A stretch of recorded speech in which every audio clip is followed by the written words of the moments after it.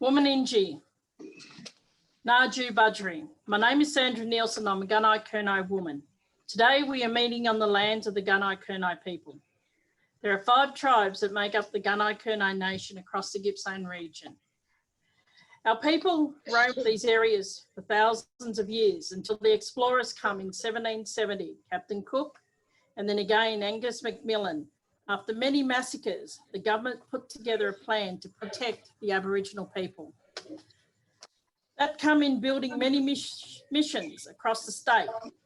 2 were built in Gippsland, one at Lake Tyers, down past Lake's entrance, the other outside Stratford, called Ramiark. Aboriginal people were forced to live on these missions. Aboriginal people were brought from many areas of Australia to live on missions, which caused all sorts of issues for tribal people. Different languages, different ways of life, and different laws. It also brought the end of life that my people knew. They were no longer able to have food, talk their languages, marry who they choose. My great-grandmother was found alive near a small massacre site near Ramiark, hiding in the bushes. She was taken to Ramiark where she lived, and then my grandfather Bertie was also born on Ramiark. And later on, when the mission closed in 1908, he was taken to live at Lake Tyers Mission, better known now as Bunyana. When he married and had my mother, who was also born on Lake Tyers. There are very strict rules where our people couldn't leave Lake Tyers without written permission from the managers and the government. My family has a very strong connection to this land, Gippsland. I believe it's very important that we all learn about the real history of our great Australia. Aboriginal people have their own area in which is known to us as our country. The protocol of welcome to country has been handed down by our elders for generations, and a sign of respect to let people know you are coming onto their lands or passing through. Welcome to country protects you while you are here, and it's a positive act of reconciliation between Aboriginal people and non-Aboriginal people. And it keeps Aboriginal culture, knowledge and practices alive. I'd like to pay respect to our elders, both past and present, for giving us our knowledge and caring for our land. I also pay respect to the Gunai-Kurnai people on whose land we stand today. I'd like to welcome you all here today, and I'm glad that you could be a part of these celebrations and working alongside our Aboriginal people. So as a Gunai-Kurnai people, I welcome you to country. Thank you. Yarrabi.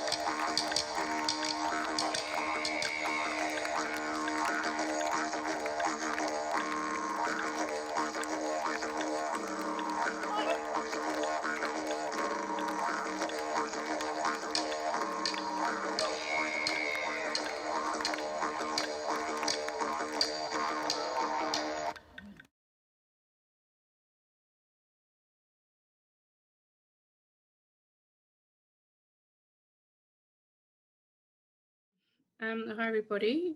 My name is Cody Hood. I'm the Access and Support Worker at Gippsland Multicultural Services. Before I became the Access and Support Worker, I was working on a project for a little of 6 months. It was called Yarning Across Cultures. Gippsland Multicultural Services had an idea to bring together coloured and Aboriginal elders for an opportunity to share their stories and discover the similarities in their journeys. We were successful to get an innovation grant from a Commonwealth. The idea was to create small groups of both backgrounds to participate in sharing sessions, which would be filmed and collated. There were 13 people involved in the group from Italian, Greek, Filipino, Polish, Ecuadorian, and Maltese backgrounds.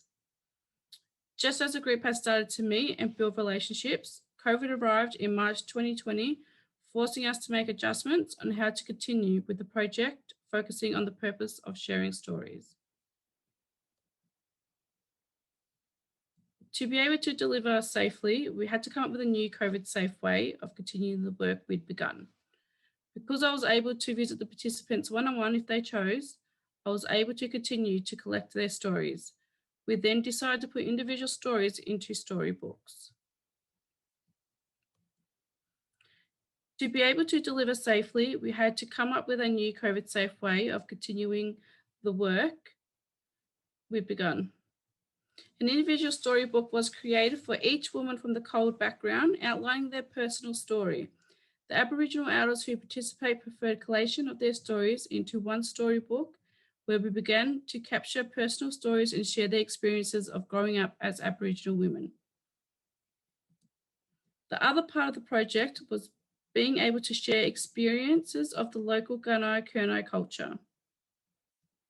This included a final get-together travelling to Bairnsdale to the Keeping Place, which is a gallery of Aboriginal artefacts and written information of Aboriginal history.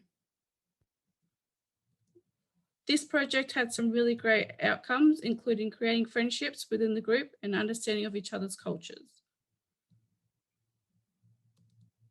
The participants enjoyed lunch at the GJAC, which is Gippsland East Gippsland Aboriginal Cooperative Social Support / Elders Room. Thank you.